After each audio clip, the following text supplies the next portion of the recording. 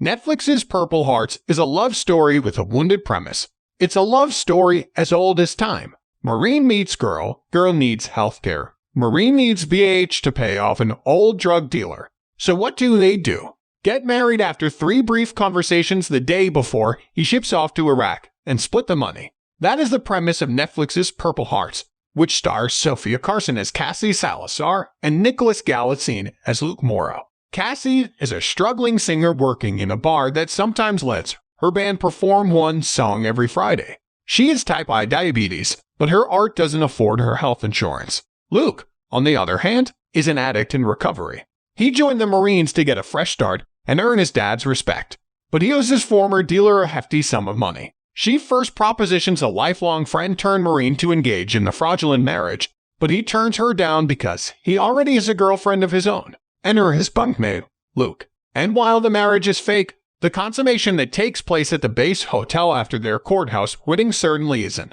Despite essentially being strangers, the two Skype often so Uncle Sam doesn't catch on to the sham marriage. But after a few conversations, Luke becomes Cassie's muse, and she pens a song for the deployed men called Come Back Home. Unfortunately, Luke does indeed make his way home with a serious IED injury, turning their fake marriage into one where the pair must now care for each other, in sickness and in health. As you can imagine, eventually the Marine Corps finds out about the sham.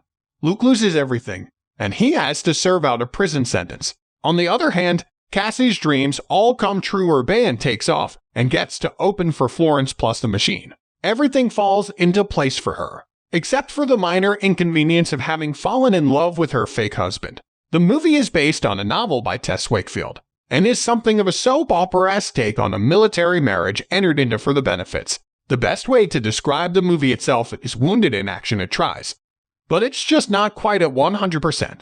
It is exactly as corny as you'd expect, but I couldn't look away. The storyline is thin, and the military premise is cliché. But, frankly, the chemistry between Galitzine and Carson is off the charts. Plus, once Luke finishes his stint in jail, he and Cassie live happily ever after, complete with a closing montage beach scene that looks like a Tommy Bahama ad for white linen apparel.